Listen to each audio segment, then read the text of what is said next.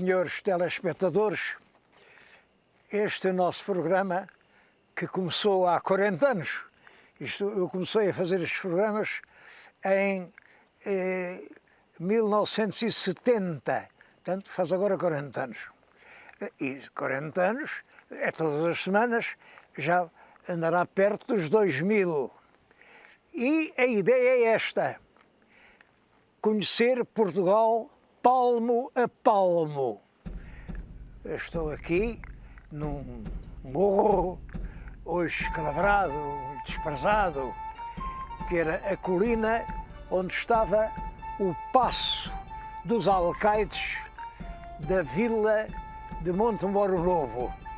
Neste paço se instalava o alcaide-mor da vila, se instalava o dono da terra, foi o Marquês de Montemor, se instalavam os reis e as rainhas, quando aqui vinham, e passaram-se aqui coisas extremamente importantes.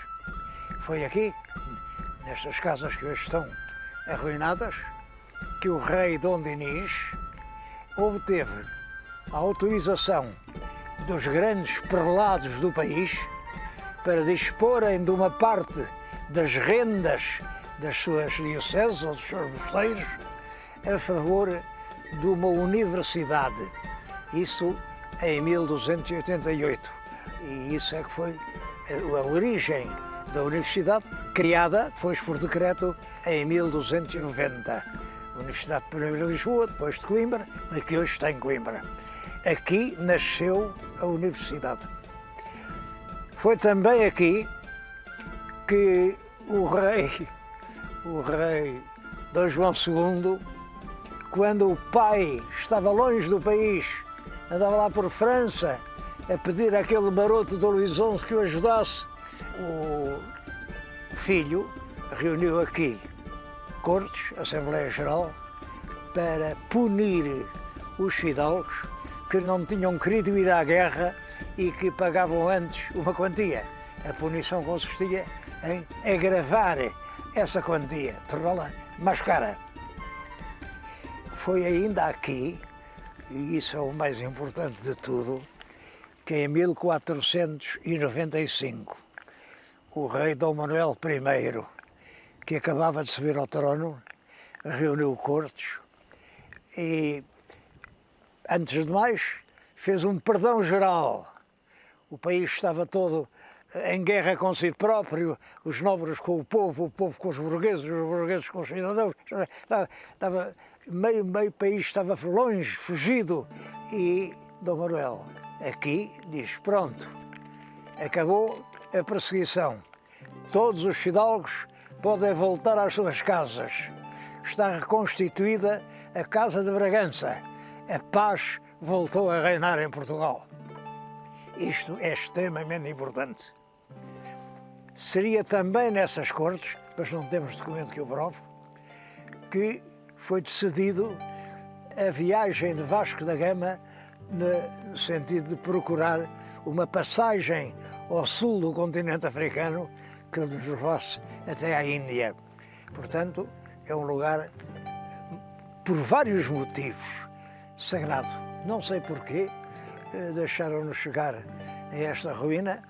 É possível que isto tenha a ver com o seguinte: esta terra de Montemor era do rei, claro, foi conquistada pelo Dom Sancho I, portanto no século XIII, e depois, mais tarde, no século XIV, o Dom João I deu-a ao Condestável Dom Nuno Álvares Pereira, deu toda esta região. É por isso que isto fica na Casa de Bragança e, portanto, vem a ser herdado por o neto do Condestável, que é o segundo Duque de Bragança, Dom Fernando. Este Dom Fernando deu isto a um filho, ao segundo filho, Dom João, com o título de Marquês de Montemor. Um Marquês de Montemor, filho do Duque de Bragança, deu-se mal com o Dom João II. Deu-se mal, não é muito claro o que se passou. Sei que este saiu daqui, da Rompante, e foi para a Espanha. Sei que lá dizia muito mal do rei de Portugal, é que acusava inclusivamente o rei Dom João II de ter assassinado o pai, o rei Dom Afonso V, acusação sem provas, mas fez a acusação e o Dom João II condenou-o à morte. É claro, como ele estava em Espanha, não lhe podia cortar aqui o pescoço, mas mandou armar uma cena muito grande com catafalsos, panos pretos, na Praça Melhor de Abrantes, e depois um algoz veio com uma machada e fizeram um boneco de palha, claro, mas que tinha aqui, na altura do pescoço, uma borracha cheia de sangue. E, portanto, quando o algoz deu o golpe, cortou a cabeça, jorrou uma data de sangue para o chão. Isto impressionou muito toda a gente. Não era costume fazer isto.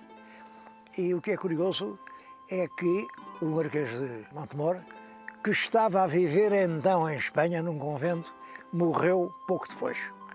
Morreu pouco depois, não se sabe como, não se sabe de quê, morreu. Morreu como os inimigos do Dom João II costumavam morrer no exílio. Tudo isto são sinistras histórias.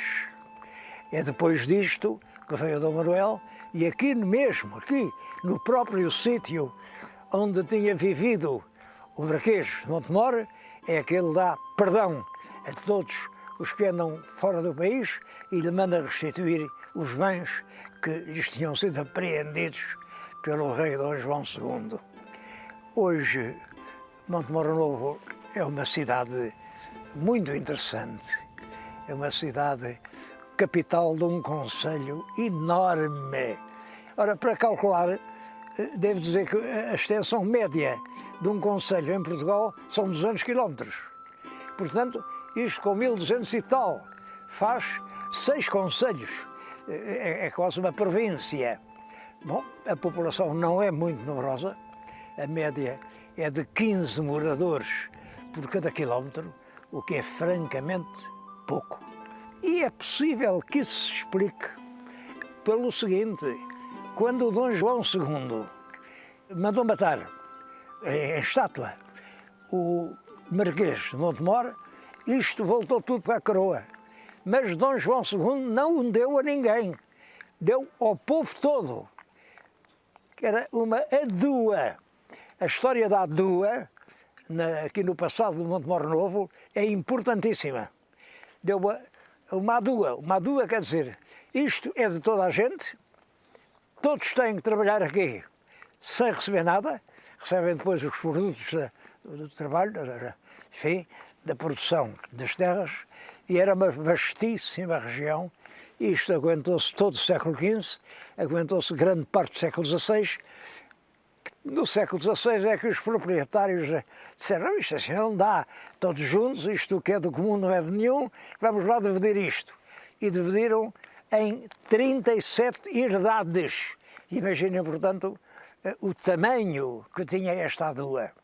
É claro que ainda hoje se chama adua aqui a uma dessas herdades, onde está o bairro industrial, porque essa adua não entrou na posse particular, foi dada à Câmara para a zona industrial e por isso continua a chamar-se adua.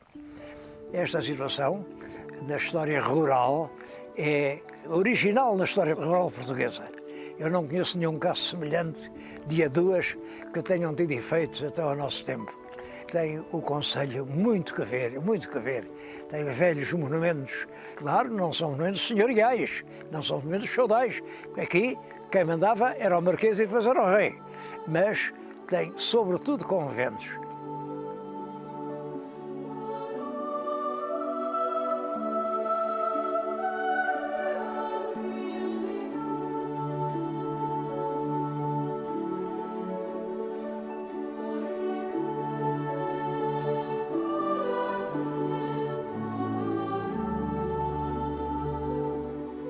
Um dos conventos realmente mais curiosos é este da Senhora da Saúdação. É uma invocação rara, Saúdação. E tem uma história curiosa.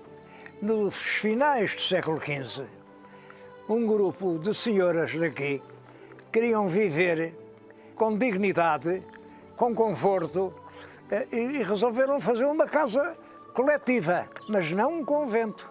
Elas não fizeram os juramentos da pobreza, da castidade e da audiência. Não, era uma vida decente, porque nessa época, fins do século XV, a vida das mulheres era muito difícil. Ou eram casadas, e só casava quem tinha dinheiro, ou eram solteiras. E o epíteto de mulher solteira tinha uma conotação aborrecida, injuriosa mesmo.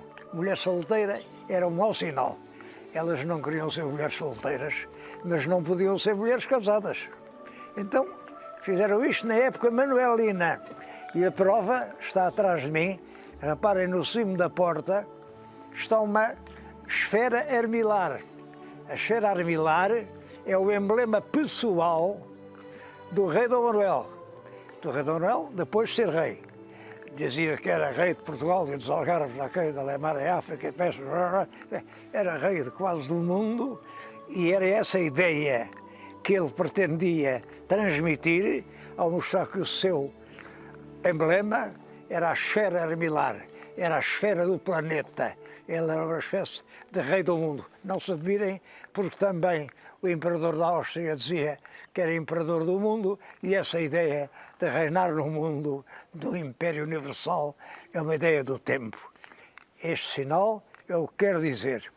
Claro, isto depois foi sendo aumentado e, a certa altura, reconheceram que não havia muita maneira de manter o convento, isto era um convento, sem o apoio da Igreja.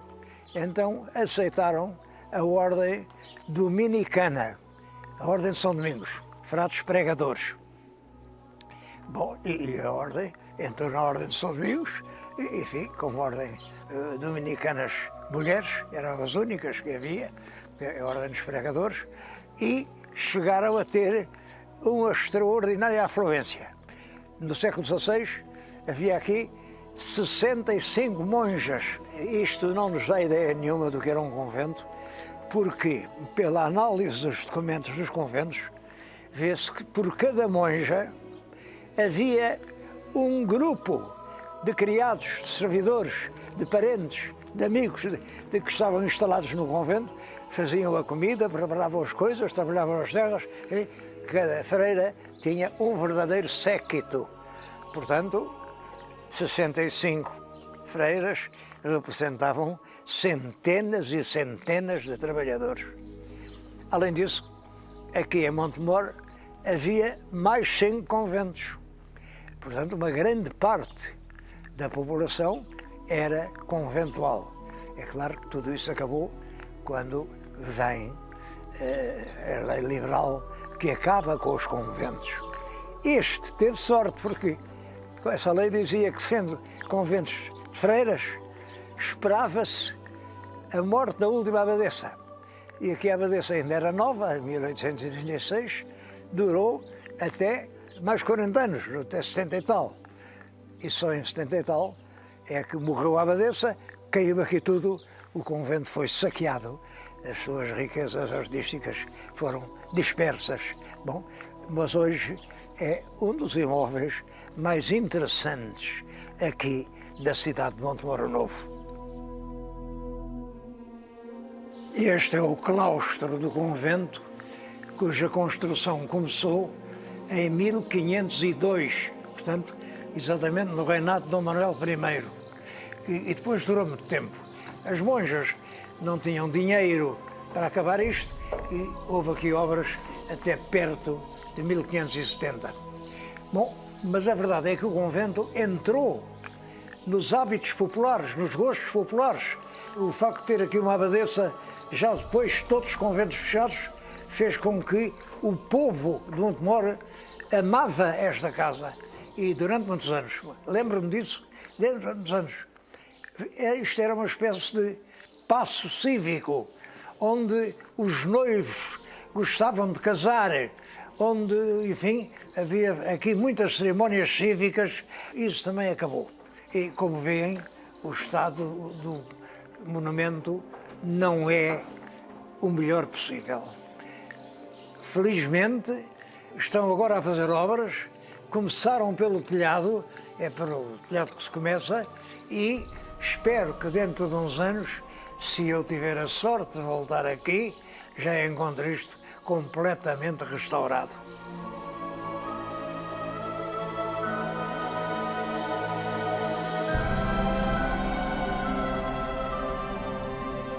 Dos antigos conventos de Montemor Novo, estão quase todos reutilizados em funções culturais ou cívicas. Houve realmente um grande esforço de reutilizar os velhos conventos que a legislação liberal deixou ao abandono. Este em que eu estou agora é o Convento de São Domingos. Está aqui instalado um museu de arqueologia, atrás de mim está um menhir neolítico, a sala está exemplarmente organizada. A sequência cronológica é rigorosa. Qualquer pessoa compreende isto. Ali até está uma sequência da imagem dos humanos, dos futuros humanos, até ao dia 2. E entre eles lá se vê o homem do Neandertal. Sobre o homem do Neandertal, eu falei no último programa e dei-me a ideia negativa. Disse que era pouco mais que um gorila. Bom, devo dizer que essa é a opinião dos arqueólogos ingleses, porque o Neandertal, como eu disse, é na Alemanha, no norte da Alemanha, na Prússia. E os alemães, durante o período do Hitler, durante o período nazi, tudo quanto era alemão, punham era o melhor do mundo. Pois para eles, aquele Neandertal era a prova da superioridade da raça ariana. Era um tipo que sabia fazer tudo. Bom, e criou-se uma lenda positiva, ao mesmo tempo que a Inglaterra se ia criando uma lenda negativa. Bom, a verdade é que o assunto continua a ser discutido. Vale a pena vir aqui a este museu pela clareza com que tudo isso é explicado. Mas há outros vestígios arqueológicos importantes aqui nesta região de Montemor Novo.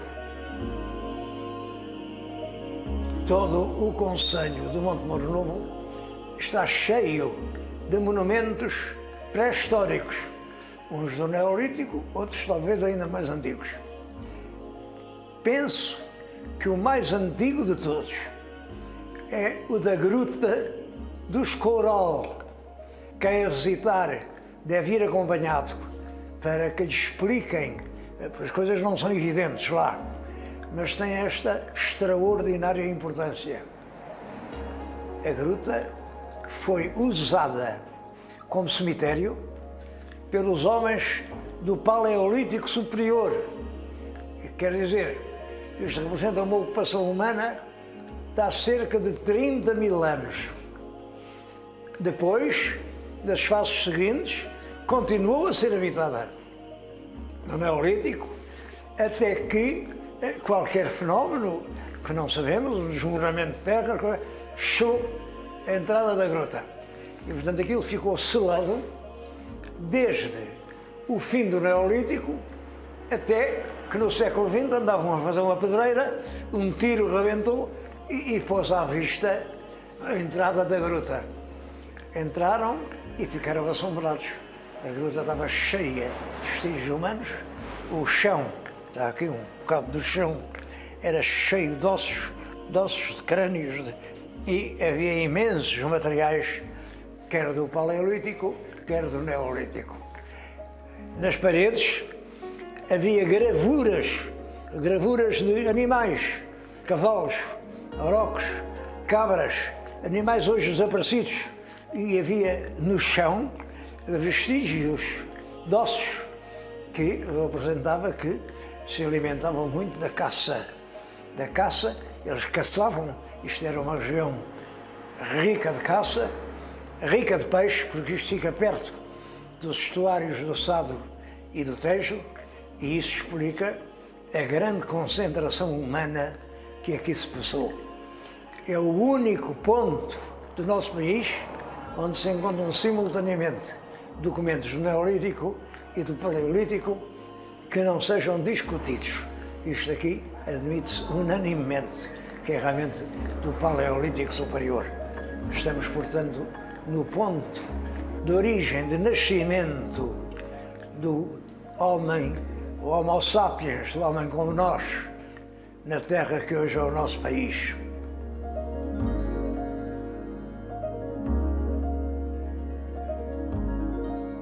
Mas não posso terminar um programa sobre o Monte Moro Novo sem falar na maior figura que aqui nasceu. São João de Deus, nome de nascimento João Cidade, extrema pobreza, aos 8 anos saiu daqui para trabalhar em Granada. Granada tinha sido conquistada há pouco tempo, os mouros tinham sido embora e não havia quem trabalhasse. João de Deus vai para lá trabalhar, é soldado, é pastor, é feirante e leva uma vida desbragada, uma vida de bêbado, uma vida de... Até que um dia entra numa igreja e ouve a palavra iluminada de um grande pregador, Frei João d'Ávila. Então percebeu que no mundo havia mais que comer e beber. Arrependeu-se, vem para a rua, cobre a cabeça de lama, com uma pedra faz sangrar o corpo e atravessa a cidade a gritar: estou arrependido, sou um bandido. É claro, a polícia e prendeu-o. Prendeu-o, então, e esteve anos na cadeia. E na cadeia viu como tratavam os dementes, os doidos, os doentes. Era um tratamento desumano, crudelíssimo. E quando saiu, dedicou a sua vida inteira a tratar dessa pobre gente. Quanto mais desgraçados, quanto mais chagados, quanto mais leprosos, quanto mais moribundos, mais amor lhes dedicava. Cria um hospital, uma casa onde reúne essa pobre gente. Essa é a origem dos hospitais de São João de Deus. Cria uma ordem dos hospitalários. O Papa veio a canonizá-lo mais tarde e hoje é um dos grandes santos da cristandade. Monte Moro Novo dedicou-lhe esta homenagem. Foram padres de Granada que vieram aqui fazer uma igreja no sítio onde ele nasceu e realmente é o grande nome da história do Monte Moro Novo.